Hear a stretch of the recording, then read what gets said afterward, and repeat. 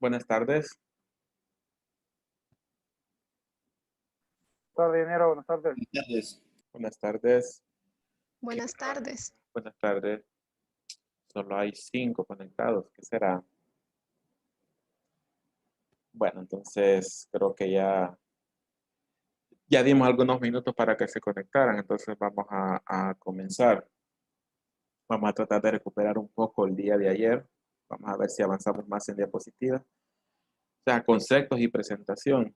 Ya habíamos llegado hasta ver uno de los ejemplos de bombas escalonadas, tipo escalonadas, que nosotros las conocemos como tipo turbina, uno de los tipos de bombas escalonadas que conocemos como tipo turbina.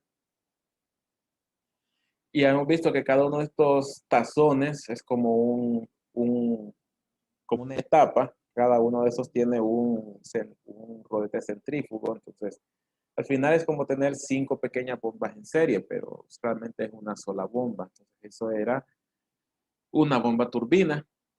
Ahora vamos a empezar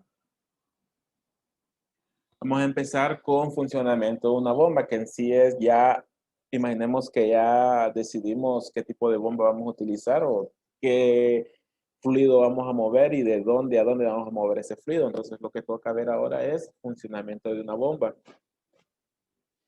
Bien, ahí tenemos una imagen que es una imagen que les recordará turbomáquinas, porque es una imagen del libro de Mathais.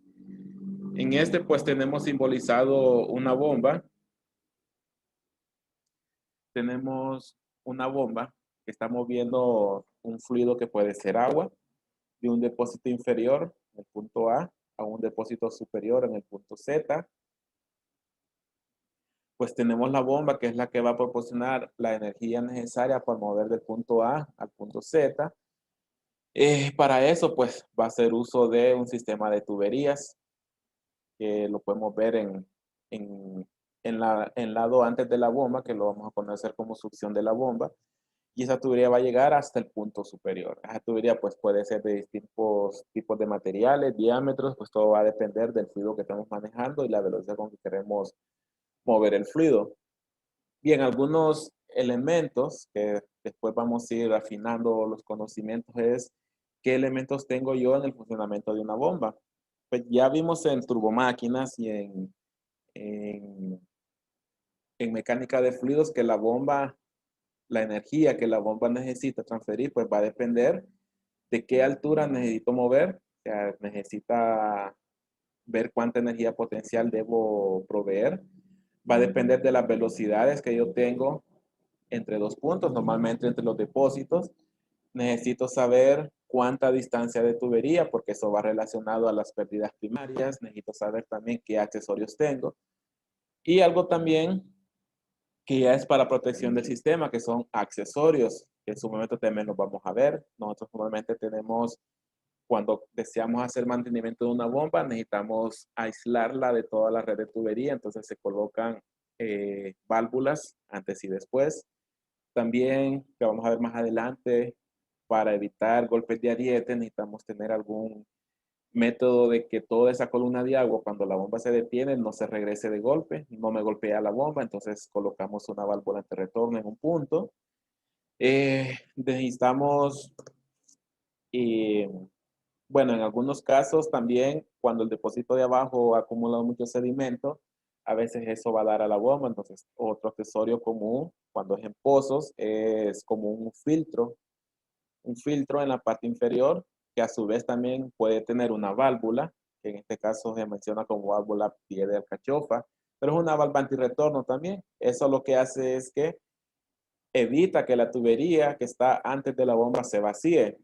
¿Por qué debo evitar eso? Pues para evitar algo que a veces nos da problemas en la bomba es cuando queda en vacío, es decir, queda succionando aire. La bomba está diseñada para mover fluido con cierta densidad, pero si el fluido es bajo en densidad como aire, el problema con la bomba es que tiende a acelerarse, se sale de su punto de operación y eso puede provocar pues que se dañe, se queme. ¿Qué más podemos tener? Pues podemos tener algunos sistemas de cebado, que es para evitar que esa bomba quede en vacío. Podemos tener también purga, una purga de aire para evitar que burbujas de aire me creen algo parecido a lo que es la cavitación, que también vamos a ver más adelante. Entonces, estos elementos los vamos a ir estudiando en el resto de la clase. Lo primero es, bueno, lo primero que vamos a ver es, ya mencionamos que la bomba debe proporcionar la energía para mover del punto A al punto Z algún fluido. Y esa energía lo vamos a conocer como cabeza de una bomba. Y esa cabeza de una bomba, pues ya hemos estado también relacionados con esa ecuación. También es la ecuación que vimos en mecánica de fluidos para calcular la energía que debe proporcionar una bomba. También es eh, la ecuación de energía mecánica que vimos en termodinámica 1. Bien, se conocerá como, bueno, hablando de cabeza de una bomba, se conocerá como la energía que se debe suministrar al fluido para lograrlo mover de un punto A un punto Z, de un depósito inferior a un depósito superior o algún requerimiento como una llave o algún equipo que necesita el suministro del fluido. Siendo su fórmula pues igual a H multiplicado, o mejor dicho, igual al diferencial de presiones de dos puntos entre densidad por gravedad más la diferencia de altura más las pérdidas que yo pueda tener. HR van a ser las pérdidas totales en la red de tubería, que recordando también de fluidos y de turbomáquinas, esas pérdidas pueden ser de dos tipos, pueden ser pérdidas primarias y pueden ser pérdidas secundarias. También las pérdidas primarias es lo que se debe a la fricción, es decir, a medida que el fluido se mueve a través de estas tuberías, pues se va dando un roce que eso provoca una fricción y esa fricción se convierte en energía que la bomba debe proporcionar. Es una energía que la bomba debe proporcionar para vencer esa fricción. Y también está lo que son las pérdidas secundarias, que son debidas a accesorios. Son pérdidas que se deben a cambios de dirección o cambios de sección transversal y eso lo provocan lo que son accesorios. Llamando accesorios a todo lo que no sea tubería, es decir, codos, bridas, válvulas, que aquí en estos dibujos no hay, pero pueden ser válvulas también. Pueden ser válvulas check, pueden ser antirretornos, pueden ser test, pueden ser reducciones. Todos esos accesorios que no son tubería provocan pérdida y provocan una pérdida secundaria. Bien, si recordamos también en mecánica de fluidos acá incluíamos un término que es la velocidad. Pero porque aquí no está. Bueno, si recordamos también un poco de termodinámica, la velocidad me provoca o me representa una energía cinética.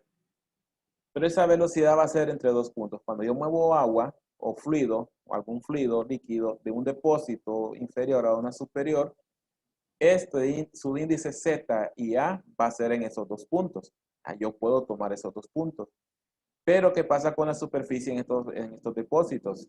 Como la superficie, ese depósito es suficientemente grande, la velocidad con que se mueve es suficientemente pequeño como para considerarlo despreciable o considerarlo igual a cero. Entonces, no tenemos incluido aquí la ecuación con la velocidad. Podríamos utilizarla en algún momento. ¿En qué situación? Cuando yo evalúe no los puntos de superficie de los depósitos, sino que evalúe los puntos de entrada y salida de la tubería.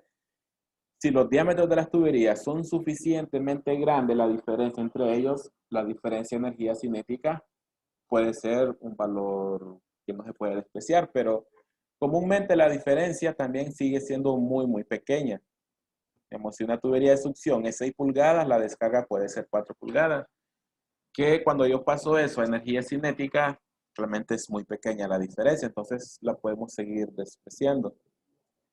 Bien, ¿qué más tenemos sobre cabeza de una bomba? Bueno, pérdidas primarias, pérdidas primarias y pérdidas secundarias en mecánica de fluidos lo calculamos mediante ecuaciones, mediante números de Reynolds, pero eso es aún a nivel muy teórico, a nivel de mecánica de fluidos. Ahora esas pérdidas las vamos a calcular de una forma más práctica. ¿A qué me refiero con una forma más práctica? Pues que alguien ya hizo estudios en una tubería y dijo que para tubería de hierro negro, pasando cierta cantidad de flujo de un fluido, pues se va a provocar una cierta cantidad de pérdida. Y eso lo tabuló en alguna tabla o en un gráfico para hacerlo más fácil de calcular. Entonces, ese va a ser el método que nosotros vamos a usar. Va a ser un método más práctico, ya no va a ser mediante fórmulas como los vistos en mecánica de fluidos. Bien, eso es en cuanto a cabeza de una bomba, energía que la bomba debe proporcionar para mover un fluido de un depósito inferior a un depósito superior. Eso es cabeza de una bomba. Un caso, bueno, antes de pasar al siguiente diapositivo, un caso especial es, imaginemos que estos son circuitos abiertos. Quizás en algún momento hablemos de circuitos abiertos y circuitos cerrados.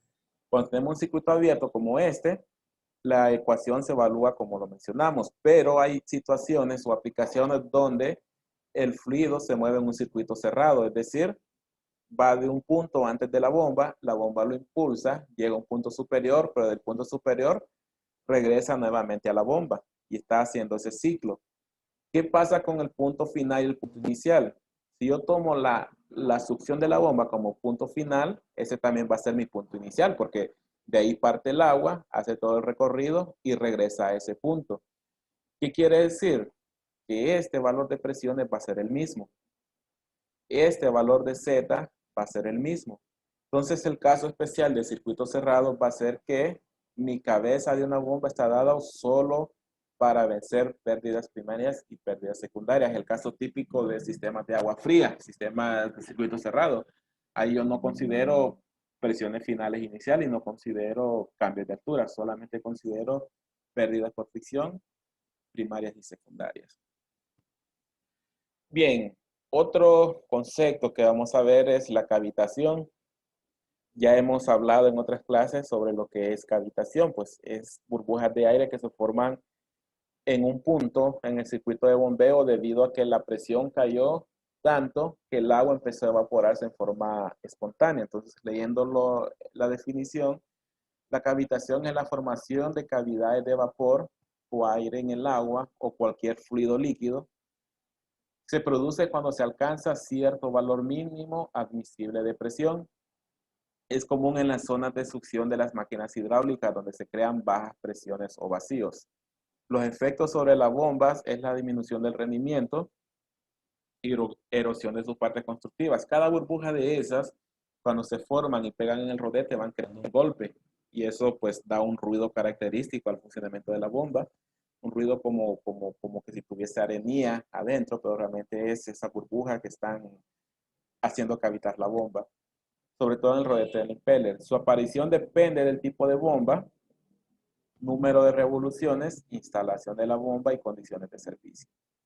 Bien, entonces la cavitación es la formación de burbujas donde yo tenga un punto en la bomba donde pueda caer la presión hasta niveles de vacío.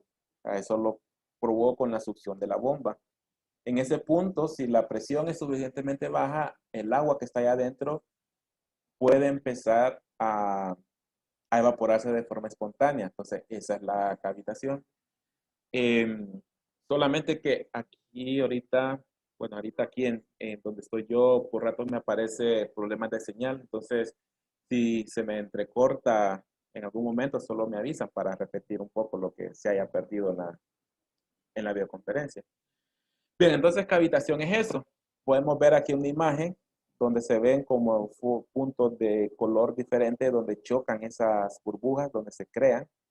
Y vamos a ver algunas imágenes de lo que pueden provocar esas burbujas. Esas burbujas chocando en los rodetes pueden provocar erosión, aunque sea metálico, pero si tengo una burbuja chocando constantemente durante un tiempo demasiado prolongado, puede ir erosionando lo que es la parte interna de la bomba.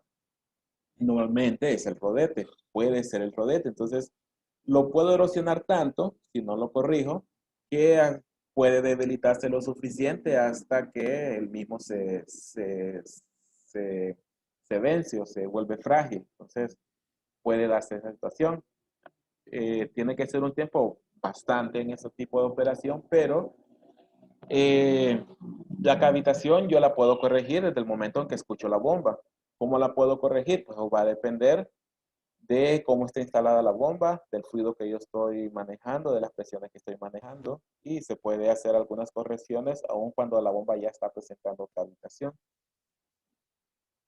Bien, la cavitación va a estar relacionada, ya hablamos que a una presión mínima a la cual el agua se empieza a evaporar. A esa presión mínima se da en la succión de la bomba, que la bomba tiene que succionar. Para succionar tiene que crear un vacío. ¿Por qué tiene que crear un vacío? Pues ya todos manejamos de que el fluido se mueve, un fluido cualquiera se mueve de un ambiente de mayor presión a uno de menor presión. Entonces, para lograr que el fluido se mueva del depósito inferior, yo tengo que crear una presión menor en este punto, menor a la presión que yo tengo en la superficie del fluido. Y si la superficie del fluido ya está a la presión atmosférica, quiere decir que la presión acá dentro de la bomba, en la succión, tiene que ser menor a la presión atmosférica. O sea, eso tiene que provocar la bomba para poder succionar. Pero si yo succiono demasiado, puedo crear que esa presión aquí en la succión sea tan baja que empiece a evaporarse. Entonces, una forma de evaluar qué tanta succión yo puedo crear aquí es calculando la cabeza neta de succión positiva. Cabeza neta de succión positiva. Ese es un valor, bueno, abreviado como NPCH, es un valor que me dice a mí qué tanta cabeza tengo disponible para succionar sin que el agua empiece a cavitar. ¿Cómo lo calculamos? Pues hay una fórmula de NPCH, cabeza neta de succión positiva, que es igual a la presión que yo tengo en la superficie del fluido, que sería, imaginémonos que estamos en la imagen de la izquierda, menos BP, LS y HF. Ahora, ¿qué son esos valores? BP es algo que se llama presión vapor del fluido. ¿Qué es la presión vapor del fluido? Es la presión a la cual ese fluido empieza a hervir. O lo podemos decir de otra forma, es la presión de saturación del fluido a la temperatura que se encuentra el fluido. Presión de saturación, si ya lo recordamos que es. Entonces, esa presión vapor no es más que la presión de saturación del fluido a la temperatura que se encuentre. Es decir, si yo estoy moviendo agua helada a 10 grados centígrados, la presión vapor va a ser la presión a la cual esa agua a 10 grados centígrados empieza a hervir. Para eso, pues hay una tabla más adelante que ya la vamos a ver. LS es la altura vertical desde la superficie hasta el eje de la bomba.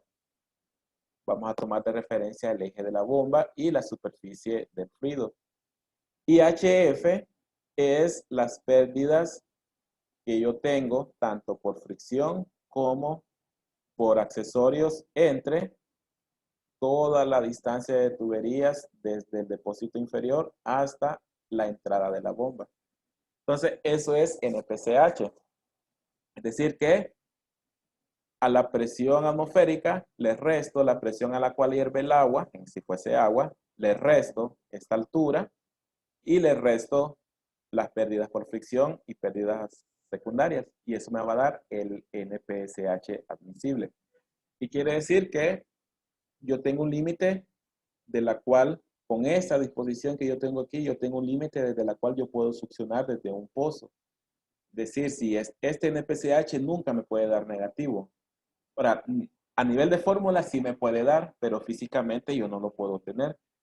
Si un NPCH me da negativo, significa que esta bomba nunca me va a hacer mover este fluido desde acá hasta la bomba.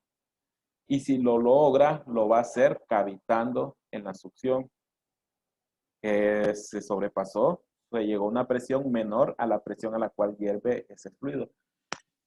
Ahora bien, si vemos esta disposición, la fórmula está restando todos estos valores. ¿Por qué? Porque con esta disposición estos valores juegan en contra. Es como, es mejor, si yo intento levantar algo, pues tengo que vencer el peso de ese objeto que yo esté levantando. Entonces, algo similar a lo que ocurre con esta disposición. Ahora veamos la segunda imagen. También tenemos NPCH. Pero ¿qué cambia con el NPCH en esta imagen? Aquí yo siempre tengo que restar a la presión atmosférica, que es la presión del fluido, mejor dicho, Cambiemos de término, no presión atmosférica, sino presión sobre la superficie del fluido. Porque puede ser que este fluido esté en un tanque hermético y puede ser que esté presurizado. Entonces ya la presión no sería la presión atmosférica. Pero para tanques abiertos y pozos, pues es la presión atmosférica. A eso yo le resto la presión a la cual hierve el fluido y le resto la fricción. Pero LH, si se fijan, ahora cambia un poco, ya no es LS, ahora es LH. Y aparte de eso, está afuera del paréntesis, que quiere decir que en esta disposición, esta altura juega en contra de la bomba. ¿Por qué? Porque yo tengo que levantar el fluido. Pero acá, LH trabaja a favor de la bomba. ¿Por qué? Porque la bomba recibe el peso de este fluido y no es lo mismo levantar el peso que recibir el peso del fluido. Entonces, esa es la diferencia entre esta disposición y la otra disposición. Quiere decir, viendo esto, que si yo tengo el mismo flujo, la misma bomba, incluso la misma altura de la superficie hasta el eje, y aquí también la misma altura, la bomba va a trabajar mejor con la imagen de la derecha. ¿Por qué? Porque LH juega a favor. Pero en la imagen izquierda puede llegar un momento donde LS va a hacer que esta bomba empiece a cavitar. Entonces en ese momento es mejor trabajar con otro tipo de bomba, como vimos con las bombas turbinas. Este L es de la superficie del fluido al eje de la bomba. Si yo tuviese esta bomba cavitando, ¿qué es lo que tendría que hacer? Ver cómo bajo este eje esté mejor por debajo de la superficie del fluido. Pero eso yo lo logro cambiando el tipo de bomba. Voy a regresar un... Ah, no, más adelante lo vamos a ver. Con la bomba turbina, este eje, yo lo traslado a la parte inferior del pozo. Entonces, en ese caso, yo hago que esta altura juegue a favor en lugar de estar trabajando en contra. Pero bombas centrífugas no son las más apropiadas para pozos. Llega un momento donde la bomba centrífuga ya no puede trabajar en un pozo. Todo depende de qué tan profundo es ese pozo. Entonces hay un momento donde yo mejor cambio de tipo de bomba. Bien, algo que siempre crea confusión es que NPSH es cabeza neta de succión positiva. Ahora bien, este arreglo que yo tengo aquí, donde la superficie o el fluido está por debajo de la bomba, lo llamamos disposición de succión negativa. Y este arreglo, donde la superficie del fluido está por arriba de la bomba, lo llamamos disposición de succión positiva. Esta disposición de succión positiva no la confundamos con cabeza neta de succión positiva. Es cierto, lleva dos palabras que son muy similares, pero una hace mención a cuánto yo tengo disponible para succionar, independientemente de que el tanque esté arriba o esté abajo, mientras que esto que dice disposición es el arreglo físico que tiene la bomba y el tanque. Entonces, si el tanque está por debajo de la bomba, es disposición de succión negativa, y si el tanque está arriba de la bomba, es disposición de succión positiva. Ambos tienen cabeza neta de succión positiva. Entonces, es un poco confuso, pero es esa la diferencia. Bien, el NPCH disminuye a medida que las pérdidas en la tubería de succión aumentan, y de igual forma se aumenta la distancia entre el eje de la bomba y el nivel de líquido a succionar. Pero este es cuando el eje de la bomba está por arriba de la superficie del fluido. Entonces, aparte de esta altura, el NPCH o la facilidad con que la bomba va a cavitar depende también, una, de presión vapor. Presión vapor va relacionado a la temperatura que tiene el fluido. Entre más caliente está el fluido que yo estoy moviendo, este Vp es mayor. Quiere decir que este valor disminuye. Quiere decir que si yo manejo el mismo fluido, pero uno caliente y otro frío, tiene más posibilidades de cavitar el fluido caliente que el fluido frío. También HF. HF es la fricción. Muchas veces una bomba cavita no necesariamente porque la superficie del fluido esté muy abajo, sino porque esté muy estrangulado o que la tubería esté demasiado angosta para la cantidad de fluido que estoy moviendo. Entonces, en caso de que una bomba esté cavitando, antes de decidir si invertir en otra bomba, veo a nivel de instalación que puedo mejorar. puedo ver de repente tiene demasiada fricción. ¿Cómo lo puedo mejorar? Pues aumentando el diámetro de la tubería de succión. Otra, disminuyendo la cantidad de accesorios. Lo mejor sería salir del tanque de un solo a la bomba y no colocar tantos codos. Tampoco colocar, bueno, una válvula siempre la tengo que poner. A veces se coloca un filtro antes de la bomba para filtrar suciedad. Cuando esa suciedad se va acumulando, va creando más pérdida. Entonces llega un momento que la bomba empieza a cavitar, pero no porque esté mala la instalación, simplemente que ese filtro ya se empezó a ensuciar. Entonces lo que toca es desmontar el filtro y limpiarlo. Y muchas veces eso puede solucionar el problema de cavitación. Bien, esto con la cavitación. No sé si hay alguna consulta antes de pasar a... Ah, bueno, sí, se me olvidaba. No sé si se conceptualizó bien lo de presión vapor. Creo que lo de presión en la superficie, altura, o sea, la altura vertical, y pérdidas lo manejamos bien porque ya lo hemos trabajado en otras clases. Pero presión vapor, no sé si eso está claro. Si no, presión vapor es lo mismo, exactamente lo mismo que presión de saturación. Es la presión a la cual un fluido líquido empieza a evaporarse. Nada más. ¿Cuál es la diferencia? Bueno, aquí yo tengo PSI absoluto. ¿Cuál es la diferencia? Vamos a ver si yo tengo así. Si vemos, aquí tenemos temperatura y tenemos presión de saturación. 32 grados Fahrenheit equivalen a 0 grados centígrados. En sistemas de agua fría, podemos manejar temperaturas de 45 grados para el agua, 45 grados Fahrenheit, que son como 4 grados centígrados. Ese fluido que está frío puede empezar a hervir, aunque para nosotros la relación es que el agua hierve a 100 grados, pero eso es a presión atmosférica. Pero a medida que yo disminuyo la presión, el agua empieza a hervir a menor temperatura. ¿A qué presión tendría que llegar el agua para hervir a 40 grados Fahrenheit o 45 grados Fahrenheit? Pues la presión tendría que caer a .1476 PSI. Entonces, si en mi bombeo yo estoy manejando agua fría y en la succión está tan estrangulado que la presión cae a .14, esa agua va a empezar a hervir espontáneamente y va a haber cavitación. ¿Qué es lo que tengo que hacer? Disminuir las pérdidas para que la presión no caiga a .14, de repente se quede en .95. En .95 el agua empieza a hervir a 100 grados Fahrenheit, que son como 38, 40 grados centígrados. Pero ¿qué pasa con agua caliente?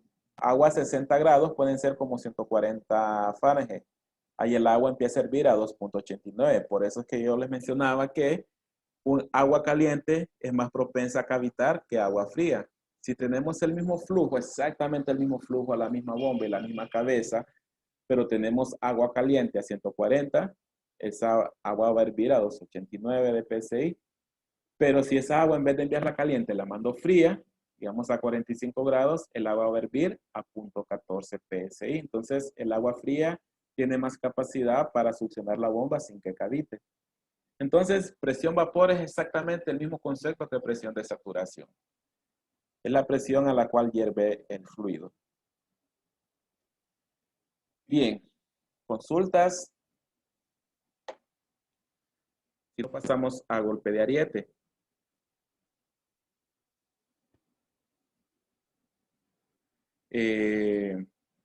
Ingeniero, ¿Sí? al momento de los cálculos en cuanto a la dirección del NPSH, ¿será que en algún problema usted nos va a decir está en succión positiva o en succión negativa? Puede que le diga o puede que le ponga la imagen. Ok, perfecto. Con la imagen usted puede ver si está en succión positiva o succión negativa. Así es. Bien, golpe de ariete es otro efecto que nosotros muchas veces tenemos en los sistemas de bombeo y se da más en sistemas abiertos que en sistemas cerrados. Golpe de ariete son sobrepresiones que se provocan en la red de tubería. En el golpe de ariete es un golpe que se origina por sobrepresiones en un fluido. en una red hidráulica, puede provocar daños a la instalación y a la bomba de suministro. Se puede originar por paro de una bomba sin tener un cierre en la impulsión o en antirretorno, sobre todo cuando la bomba se detiene de manera brusca. Si se corta la energía suministrada al motor y se detiene de forma repentina la bomba, o el cierre demasiado brusco de una válvula. No sé si alguien ha tenido o ha presenciado cuando abre la llave de su residencia, sobre todo cuando se ha ido el agua. Cuando se ha ido el agua, se acumula aire en la tubería, pero cuando viene el agua, ¿sí? Bastante, le digo yo, y el sonido que está ahí como... Ah, sí, que lo golpea, se siente un golpeteo en la llave. Y eso es un golpe que mueve el lavandero, incluso puede mover hasta el lavandero. Exacto, Entonces, ese mismo efecto es el golpe de ariete. ¿Por qué? Porque cuando ya abrimos la llave y el agua viene, ese aire que va ahí se va acumulando y va creando una sobrepresión. Y cada vez que esa sobrepresión pase por codos, pase por alguna T, es un golpe que se origina. Y si el agua trae suficiente velocidad, pues ese golpe va a ser seguido. Es por eso que cuando abrimos la llave, sentimos que hasta el lavadero o el lavabo se siente un golpe que uno piensa que hasta se va a desarmar. Es un golpe fuerte que puede desarmar las instalaciones del sistema de bombeos. Ahora, eso es con agua potable. Ahora imagínense con un sistema donde yo estoy creando una presión alta con una bomba. Entonces, puede llegar a destruir mi sistema de agua potable o de suministro de agua. Y entre mayor es la presión a la cual yo estoy mandando, eh, más el daño que yo puedo tener. Entonces, ¿cuándo provoco eso? En el caso de cuando abrimos la llave es porque se está acumulando presión en el aire que quedó contenida cuando el agua se fue. Pero también puede ser que el agua traiga demasiada velocidad que va chocando en los codos, va chocando en los T, va chocando en las válvulas. En un sistema de agua potable también puede darse el mismo caso cuando yo tengo una válvula y la cierro de repente. Una válvula de cierre rápido, una válvula bola, una válvula mariposa. Si yo la cierro demasiado rápido, puedo tener ese mismo problema y voy a ver que, sobre todo si es una tubería de PVC, que la tubería recibe un golpe y vibra toda la tubería. Eh, Ese es un golpe de ariete. Y si la tubería tiene un punto débil, puede romperse. De repente es que escuchamos, se rompió una tubería, pero si nadie la golpeó, nadie la chocó, ¿cómo se rompió? Pues puede ser de que en algún momento hubo golpe de ariete en el edificio y se rompió la tubería. Entonces, es uno de los efectos de golpe de ariete. Normalmente, cuando cierro una válvula, perdón, demasiado rápido, lo mejor es, si yo sé que tengo agua con propensa a golpe de ariete, pues lo mejor es cerrar la válvula de forma lenta. Otra es, ya en sistemas grandes, evitar que la bomba arranque o pare de golpe. Es decir, proveer un sistema para que la bomba arranque, pero de forma suave, es decir, que sus revoluciones empiecen de forma lenta, no de golpe. Para eso hay sistemas de variadores de frecuencia, arranques de estado sólido, que producen un arranque suave que, bueno, una de sus funciones es eliminar el pico de arranque en la corriente, pero también ayuda al sistema mecánico a que no haya golpe de ariete. Entonces, eso es una de las funciones de ese tipo de equipos. Bueno, bueno, instalaciones electromecánicas, ahí lo tuvieron que haber visto. Entonces, y ahí se les explica cuál es la función de un sistema de variador y arranque estado suave o estado sólido. Tiene una forma de eliminar, pero ¿qué puede pasar con golpe directo? Yo puede romper mis instalaciones, aunque mis instalaciones sean de tubería metálica, aunque sea una instalación fuerte, pero esa instalación es muy rígida y un golpe, una vibración la puede romper. Entonces ahí tenemos algunos ejemplos de lo que puede pasar con un golpe de ariete. Incluso ya cuando la tubería pasó su tiempo y sufrió algún deterioro o erosión, se vuelve más débil. Entonces el golpe de ariete la puede volver más propensa a dañarse. Entonces estos son algunos ejemplos de lo que puede pasar con un golpe de ariete. Eh, Bien. ingeniero. ¿Sí? Quería hacer una consulta. En la imagen ahí que está la parte derecha, Este. ese Es una Y, ¿verdad? Es una Y. Pero Es, dejar eso así en un sistema de instalación, por ejemplo, de agua, solo es para si hay alguna conexión futura o... no, no, no, no. Es que no es, bueno, puede ser una Y para conexión, sino que hay filtros strainer que tienen esta forma. Por ejemplo, viene el agua desde el fondo, aquí hace como una vuelta en U y regresa para la parte de arriba. Y acá adentro lo que hay es un pascón, un filtro. Y ese filtro elimina arenilla, elimina suciedades. Después aquí, cuando ese filtro ya está muy sucio, quito esta tapadera, saco ese filtro, lo limpio y lo vuelvo a poner. Pero realmente es un accesorio que es un filtro. No es no es necesariamente que sea una Y de espera para una conexión futura. Eh, sí, eso es un filtro, puede ser un filtro. Y hay incluso válvulas check que también son forma de Y, nada más que esta lleva para arriba, que también puede sufrir daño por un golpe de ariete. Entonces, ¿qué pasa con el golpe de ariete aquí? Vino la corriente de presión y en lugar de agarrar derecho, agarró hacia el punto que tiene forma de Y. Y fue tanto el golpe, pues, que desarmó la tapadera. Entonces, ese puede ser el efecto. Pero no, esto pudo haber sido algún filtro. Esos ingenieros, esos golpes de ariete se dan, por ejemplo, en un edificio de X cantidad de pisos. Es muy común que esto pase. O hay Sí, sí. área especial. Eh, Fíjate que puede ser un sistema grande o pequeño. Puede ser un sistema pequeño, pero si tengo una bomba que arranca de golpe, puede darse golpe de ariete. Entonces, no está relacionado a que sea realmente solo en sistemas grandes. Puede ser un sistema de un solo suministro, pero si dejé la tubería muy pequeña y aparte de eso tengo una bomba que arranca de golpe, sea sin ningún tipo de control de arranque, me puede provocar golpe de ariete. Entonces, pero en edificios grandes, el problema con edificios grandes es que yo ramifico demasiado.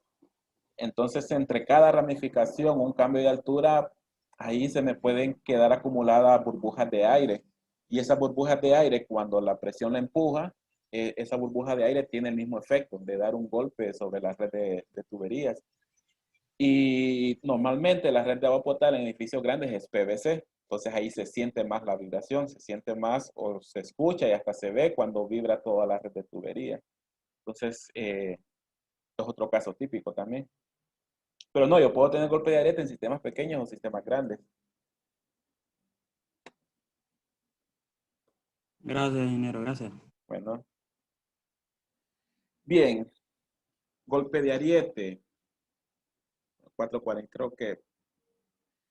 eh, Bien, ya hablamos que, bueno, ya hablamos al golpe de ariete, cavitación, en su momento podemos hacer ejercicios.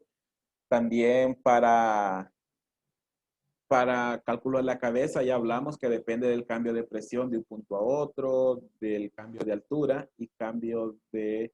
Hay caída de presión, son las pérdidas. Las pérdidas pueden ser primarias y secundarias. Ya hablamos qué es cada una de ellas.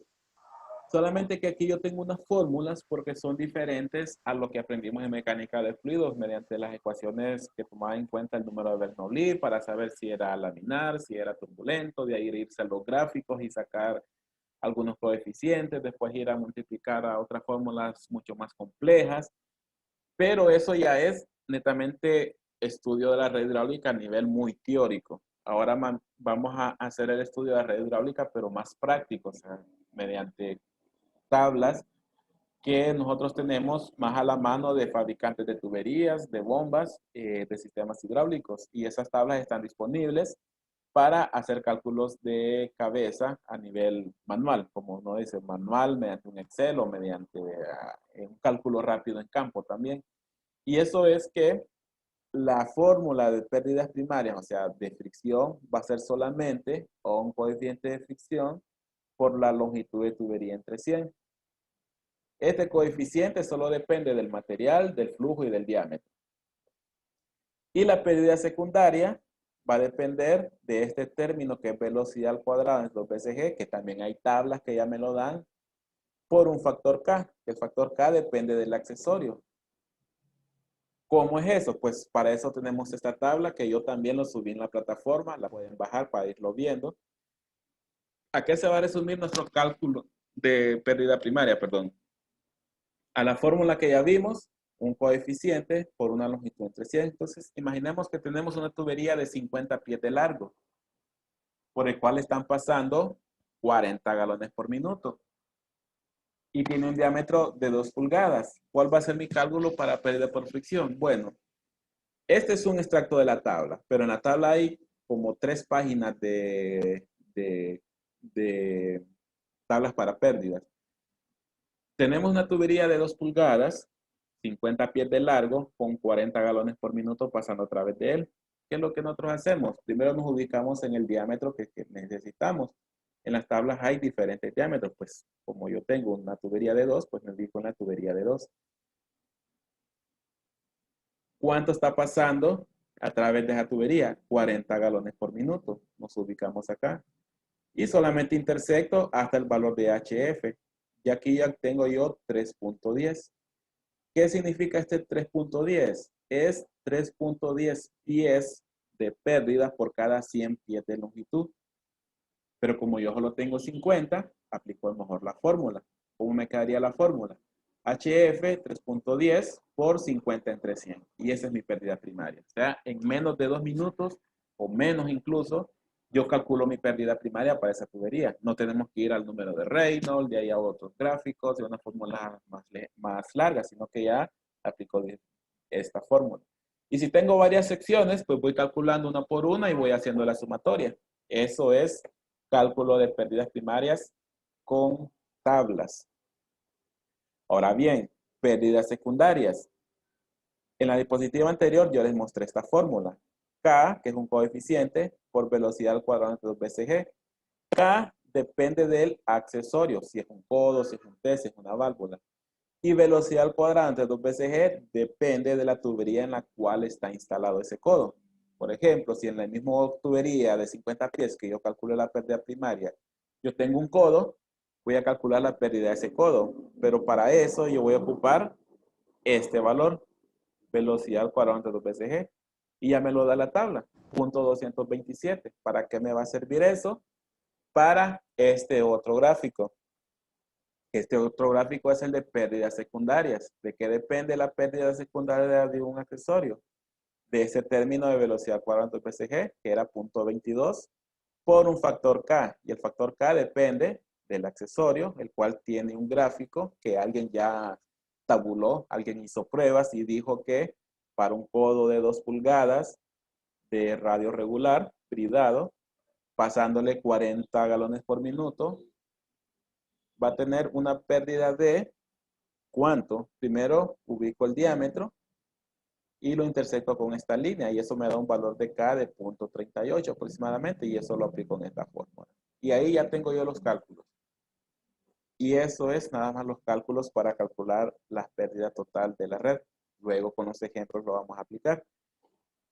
Bien, eso no es para que aprendamos a usar ahorita la tabla, eso lo vamos a hacer cuando veamos ya algún ejemplo, sino para que sepamos que ahora nuestro procedimiento de cálculo de pérdida va a ser mucho más sencilla que visto en mecánica de fluido. O sea, aquí ni nos vamos a acordar del número de Reynolds, aquí ni lo vamos a mencionar de repente. Simplemente es mucho más fácil.